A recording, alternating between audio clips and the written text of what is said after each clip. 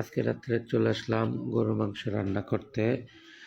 গরুর মাংস রান্নার প্রসেসিং চলতেছে।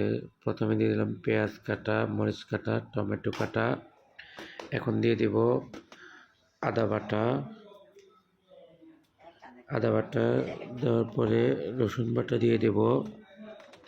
ডাক্তাররা যতই কম খেতে বলুক না কেন, বাঙালিরা খাবেই, আমরা খেতে অভ্যস্ত, সবসময়ই খাবো। এখন আদা বাটা রসুন বাটা দেওয়া শেষ। এখন গরম মশলা দিব,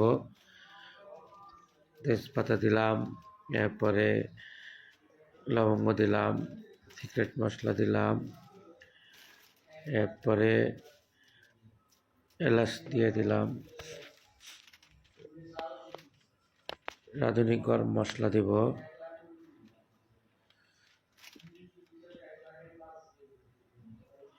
লবণ দিয়ে দিলাম,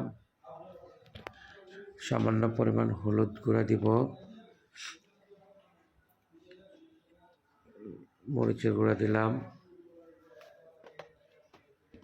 এখন দিয়ে দিব জিরা গোলমরিচের গুঁড়া। এখন সয়াবিন তেল অ্যাড করে নিলাম। এরপর খুব ভালো করে মেখে নিতে হবে, ভালো মতো মিক্স করতে হবে যেন সবখানে মশলা লাগে, সবগুলো মাংসতে মশলা লাগে ভালো করে। ভালো করে মিক্স করে আমরা চুলায় বসিয়ে দেব, রান্না করবো। আজকে খাওয়াবে আমাদের গরুর মাংস। যারা যারা খেতে চান কমেন্ট বক্সে এসে বলে যান। রান্না